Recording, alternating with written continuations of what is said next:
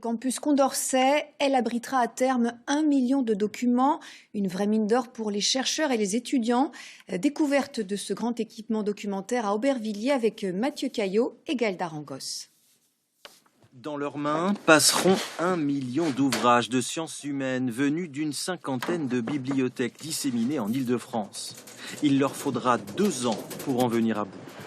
Elles se regroupent ici dans ce grand équipement documentaire en plein cœur du nouveau campus Condorcet à Aubervilliers, pour le plus grand bonheur des étudiants et des chercheurs.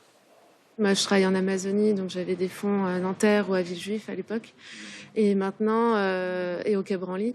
Alors que maintenant, il y aura, j'espère, ces documents aussi plus accessibles ici. Et en fait, vu que c'est centralisé, j'ai pas besoin d'aller dans beaucoup de bibliothèques. Mais avant l'ouverture, il faut étiqueter un par un tous les livres avec un nouveau code-barre. Cette mutualisation offrira un confort sans précédent pour la communauté scientifique. On essaie de s'aligner sur les meilleurs standards internationaux. On va pouvoir doter les SHS d'une bibliothèque qui n'aura rien à envier à certaines bibliothèques allemandes ou américaines, et effectivement des horaires très élargis, des places assises nombreuses, des salles de séminaire, et du coup un instrument formidable pour la recherche en France aujourd'hui. C'est toute une émulation scientifique qui pourrait naître de cet équipement.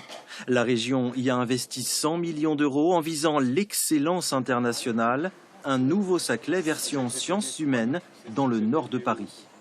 Nous avons d'excellents chercheurs, d'excellents doctorants, des équipes de recherche absolument exceptionnelles, mais qui ne sont pas regroupées. On a un lieu unique, et ici, dans ce grand équipement documentaire, vous avez toutes les ressources qu'il faut, dans encore une fois une bibliothèque qui est probablement sans équivalent en Europe, pour que ces équipes puissent travailler dans les meilleures conditions. Ce nouvel équipement sera le cœur battant du campus, tant attendu par les chercheurs. Inauguré d'ici la fin de l'année, il ouvrira sans doute en janvier prochain. On en vient à notre rubrique